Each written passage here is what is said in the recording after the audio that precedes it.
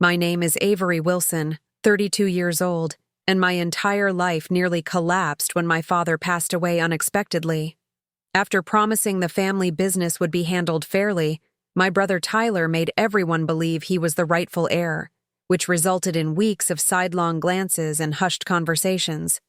Tyler thought I would stay quiet as always, but this time he went too far. The consequences were far beyond what anyone could imagine. Before continuing my story, tell me in the comments where you're watching from. Like and subscribe for more family secrets nobody talks about. Growing up in a small town outside of Boston, I was always the forgotten Wilson. Dad built Wilson Manufacturing from nothing into a respected regional business that supplied parts to bigger corporations across New England. From the outside, we looked like the perfect American family.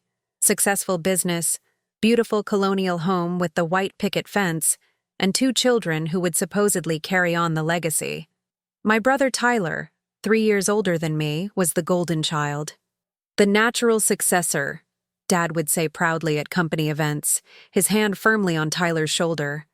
Tyler had the charm, the business degree from a prestigious university, and most importantly, he was the son my father always wanted to take over the family legacy.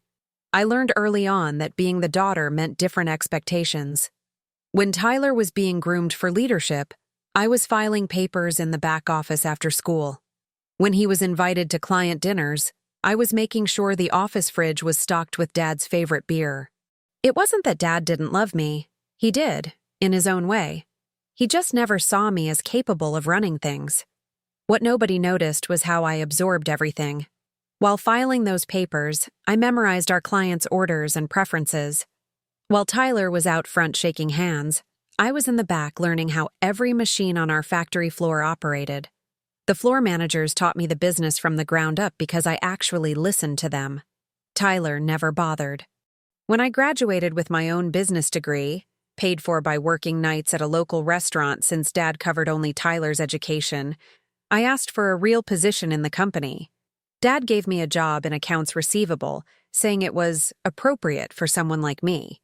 Someone like me apparently meant someone who would work twice as hard for half the recognition, but I took that position and excelled at it. Within a year, I had streamlined our entire billing system and reduced our outstanding invoices by 40%. Dad noticed, but never really acknowledged it.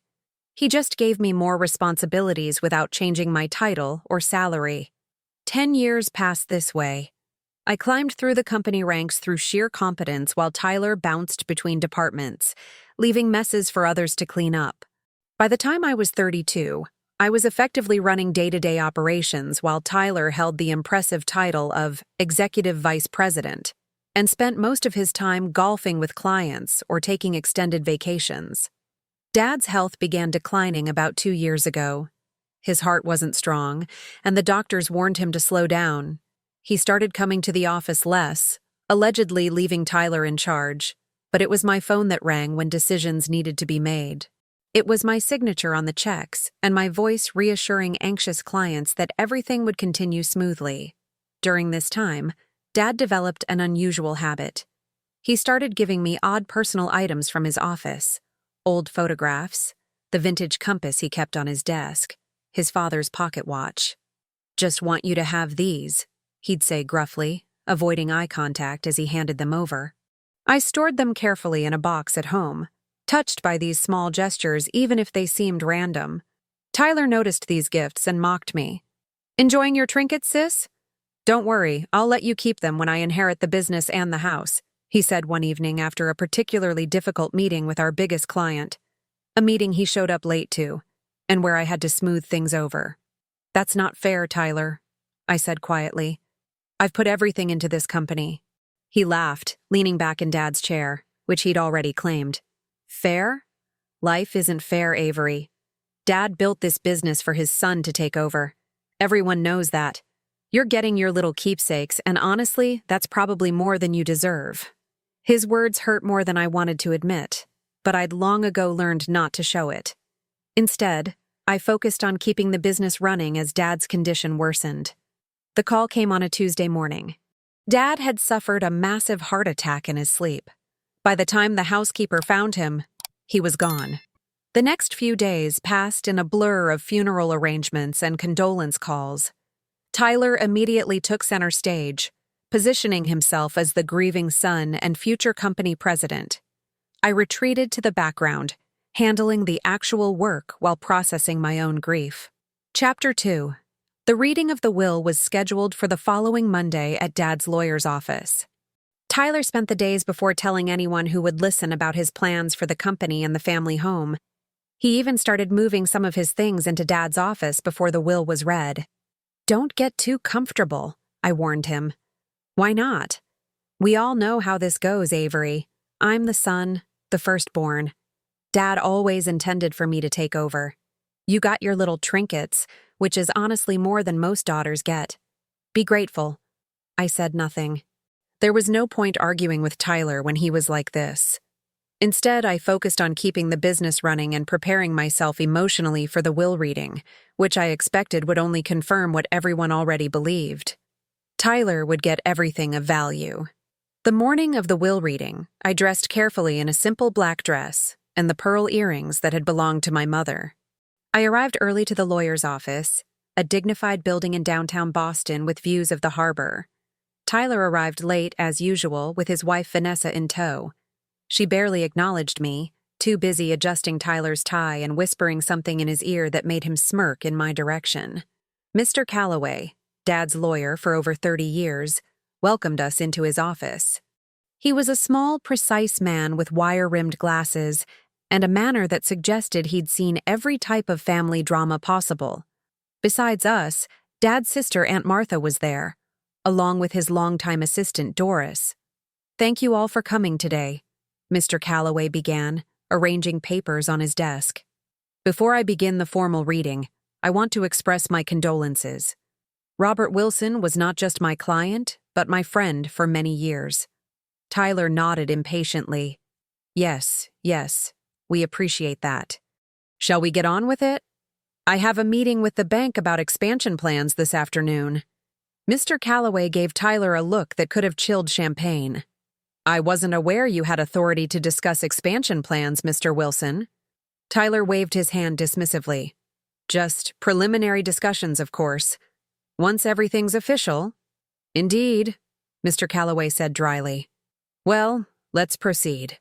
He began with the standard legal preamble, then moved on to smaller bequests, amounts to Doris and a few other longtime employees, charitable donations, and a substantial sum to Aunt Martha. Now, regarding the primary assets, the family home and Wilson Manufacturing, Mr. Calloway continued, and I felt my stomach tighten. This was it. The moment that would confirm what everyone already believed. Tyler straightened in his chair, a smile playing at the corners of his mouth. Vanessa squeezed his arm excitedly. "The family home at 247 Maple Street is bequeathed to Tyler Wilson," Mr. Calloway read, and Tyler's smile widened into a triumphant grin. He turned to me with an expression that clearly said, "I told you so." But Mr. Calloway wasn't finished. "With the condition that Avery Wilson may reside there for as long as she wishes, and Tyler may not sell the property without Avery's written consent." Tyler's smile faltered slightly. "What does that mean exactly?"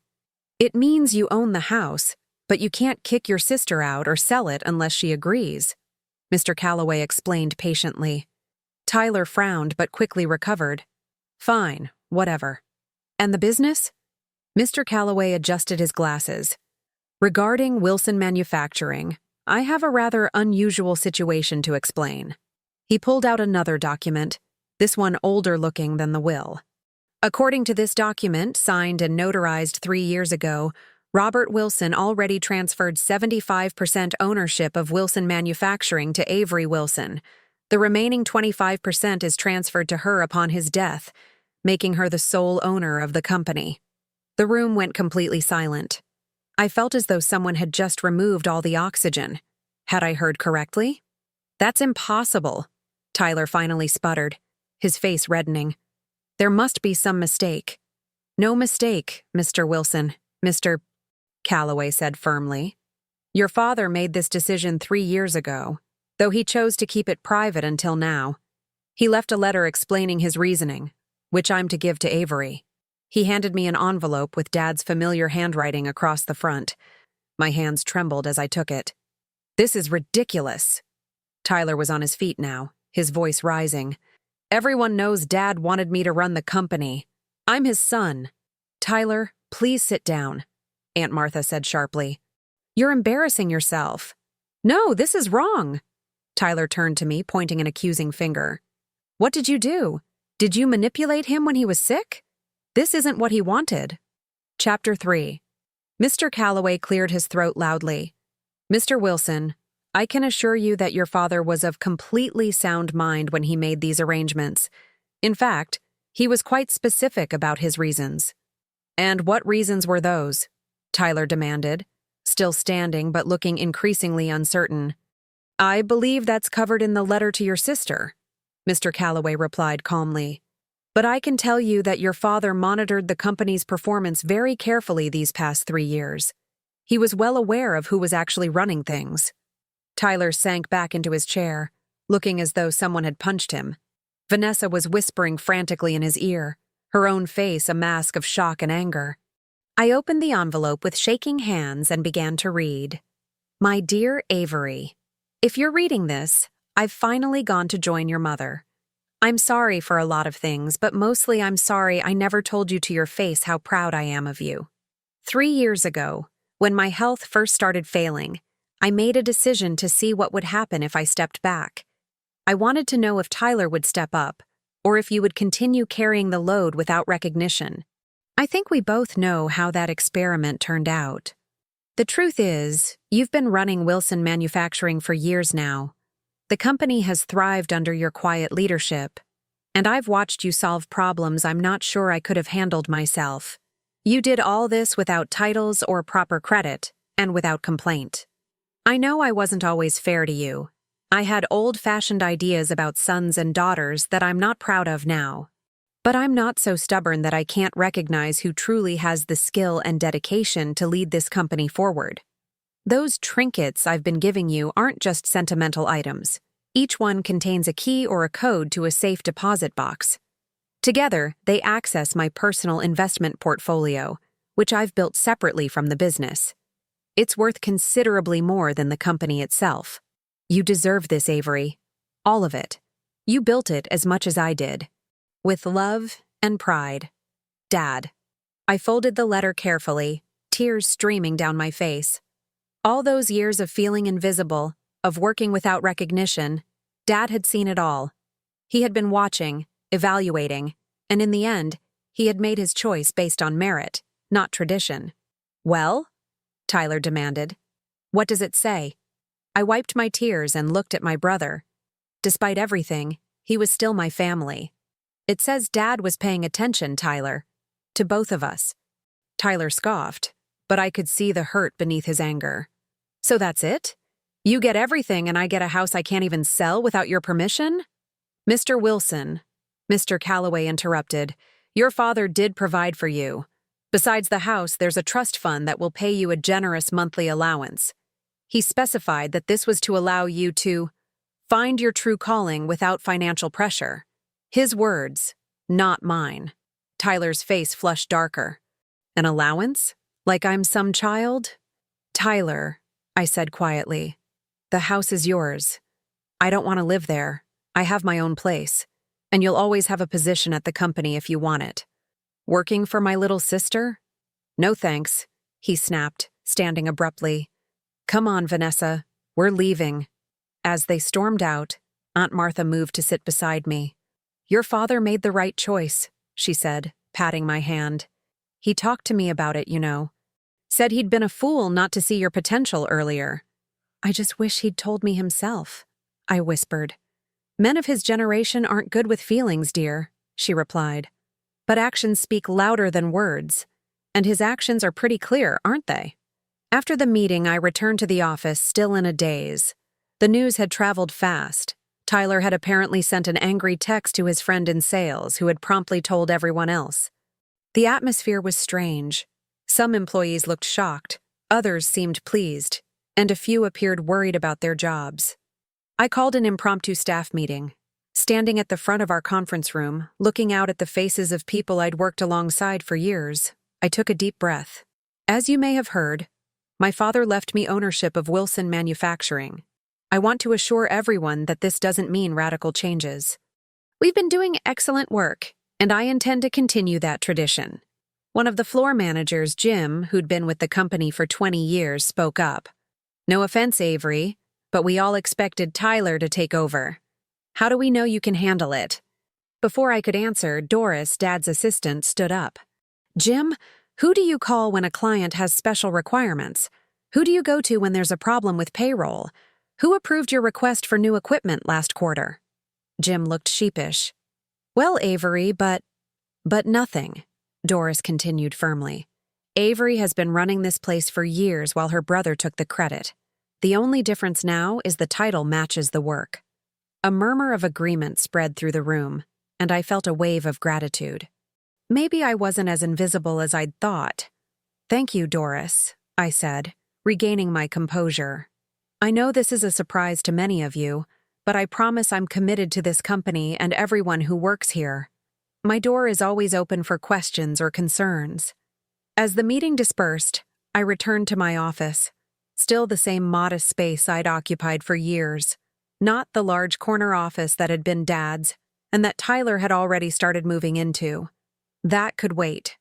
For now, I had a company to run and a brother to reconcile with, if possible. Chapter 4. The weeks following the will reading were a whirlwind of activity.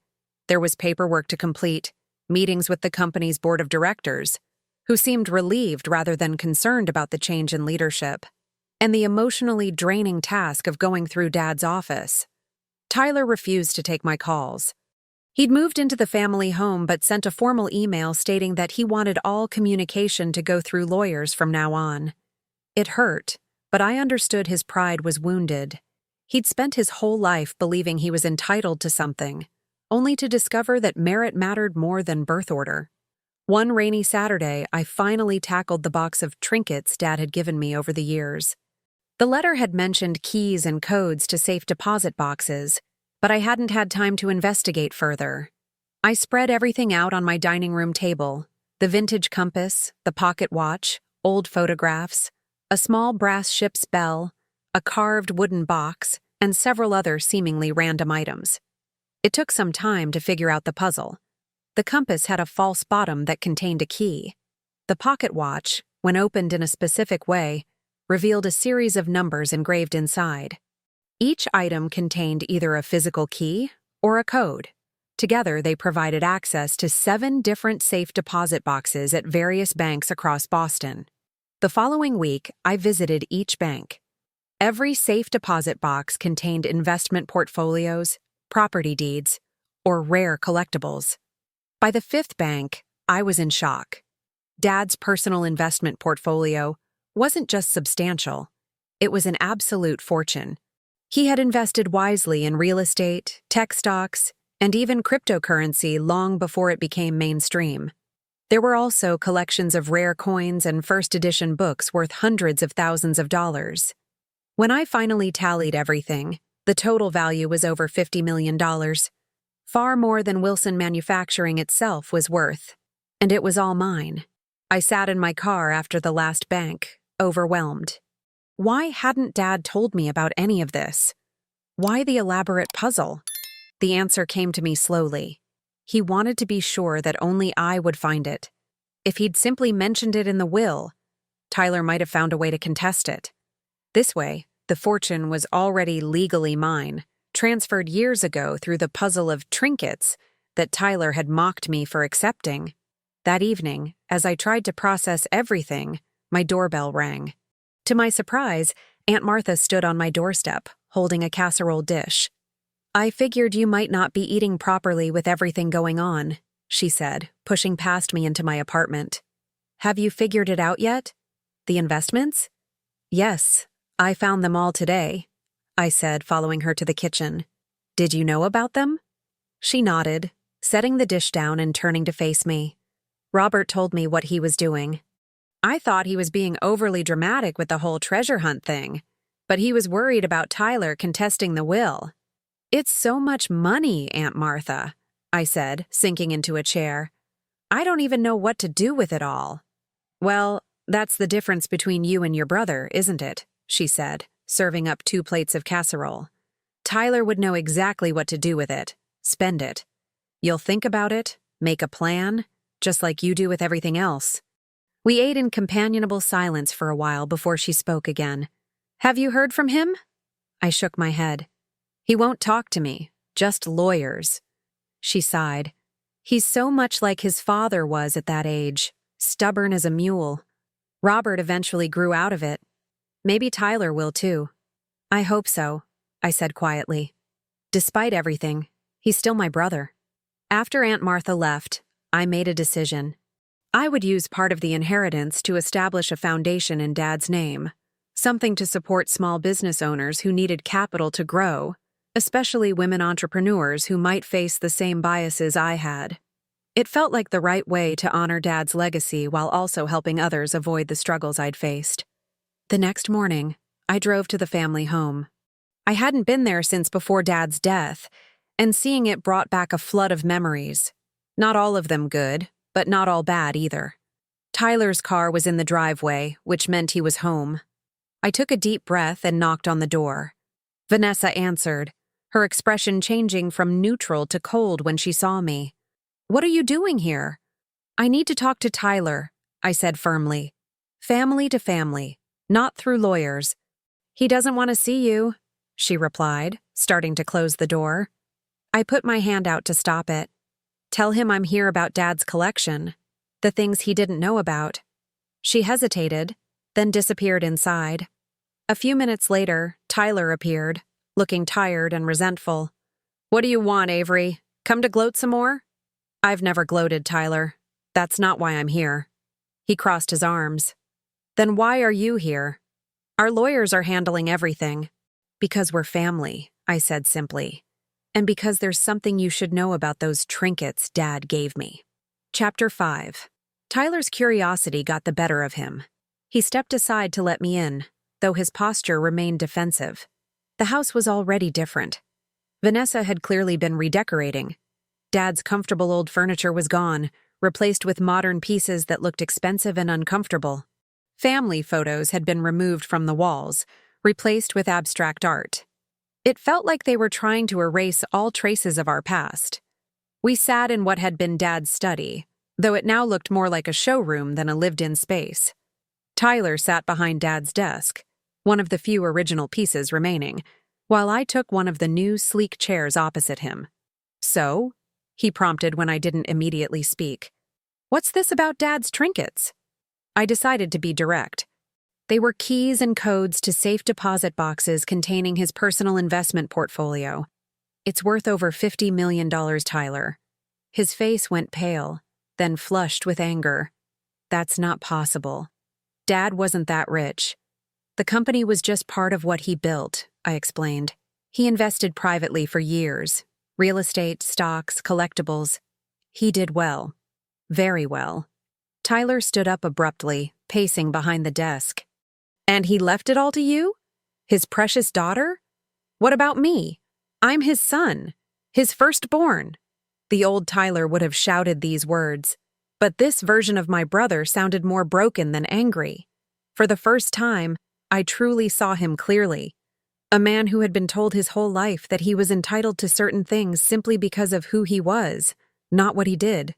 In a way, Dad had set him up for this fall. Tyler, sit down, I said gently. I'm not here to fight. He sank back into the chair, looking defeated.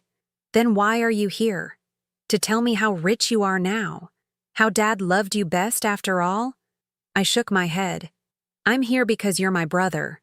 Because despite everything, I care about what happens to you. And because I think Dad made mistakes with both of us. What do you mean? He raised you to believe you deserved everything without having to earn it. And he raised me to believe I had to work twice as hard to get half as far. Neither of those lessons did us any favors. Tyler was quiet for a long moment, considering my words. So what now? You run the company, you have Dad's fortune, and I get an allowance like a child? That's up to you, I said. The house is yours. Free and clear. I've already signed the papers waiving my right to prevent you from selling it. The allowance is generous enough that you never have to work again if you don't want to. But, he prompted, sensing there was more. But if you want to work, to build something of your own, I'm establishing a foundation with part of Dad's money. It will provide capital to small business owners looking to grow. You could be part of that, Tyler. You have connections. You know how to charm people. And despite everything, you understand business. Those are valuable skills. He looked surprised. You'd trust me with that? After everything? Not immediately, I admitted. There would be a trial period, boundaries, oversight. But yes, eventually, I think we could work together. As equals. Tyler leaned back in Dad's chair, studying me as if seeing me for the first time. You know, when we were kids, I used to be jealous of how Dad would look at you sometimes. Not the business stuff. He always made it clear I was getting that. But when you'd say something smart or solve a problem, he'd get this look. Like he was seeing Mom again. I felt tears prick at my eyes. I never knew that. Yeah, well, I was a jerk about it. Still am sometimes. He sighed deeply. I don't know, Avery. I need to think about all this. Take your time, I said, standing to leave. The offer doesn't expire. We're family. That doesn't change. As I reached the door, Tyler called after me. Avery? For what it's worth, I'm sorry. For a lot of things. Me too, I said softly. For what it's worth, I think Dad would be proud of you for saying that. I left the family home feeling lighter than I had in years. Tyler and I had a long way to go, but for the first time, I saw a path forward that might include both of us. Over the next few months, I settled into my role as CEO of Wilson Manufacturing. We expanded into new markets, improved benefits for our employees, and even started a mentorship program for women in manufacturing. The Robert Wilson Foundation launched with considerable fanfare, helping dozens of small businesses in its first year alone. To everyone's surprise, including mine, Tyler eventually took me up on my offer. After 6 months of silence, during which he and Vanessa traveled extensively, he called to ask if we could meet. Over coffee, he told me he'd been doing some soul-searching and wanted to be involved with the foundation. He had ideas about how to expand its reach and make the application process more accessible. We started slowly. He came in as a consultant, working limited hours with clear deliverables. To my surprise and relief, he excelled in the role. Without the pressure of running an entire company, he found his niche in public relations and networking.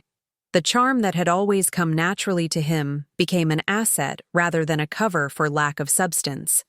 A year after Dad's death, we held a memorial service at the factory. All the employees attended, along with clients, friends, and family. Tyler and I stood side by side, sharing stories about Dad and thanking everyone for their support during the transition. Afterwards, as the crowd dispersed, Tyler turned to me. He made the right choice, you know, giving you the company. Thank you for saying that, I replied, touched by his honesty. Don't get me wrong, I'm still jealous as hell about the $50 million, he added with a small smile. But I'm working on it. I laughed, feeling the last of the tension between us begin to dissolve. Well, you know what they say. Money doesn't buy happiness. Says the woman worth $50 million, he retorted, but there was no malice in it. As we walked together toward the parking lot, I thought about Dad's letter and the journey of the past year.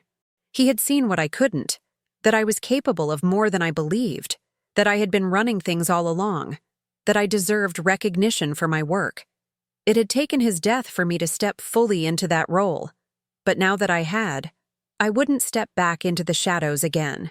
The company was thriving, the foundation was making a difference, and my brother and I were talking again. Dad's legacy lived on, but so did mine, one I was building every day, on my own terms. I wasn't the forgotten Wilson anymore. I was Avery Wilson, CEO, philanthropist, and finally, visible.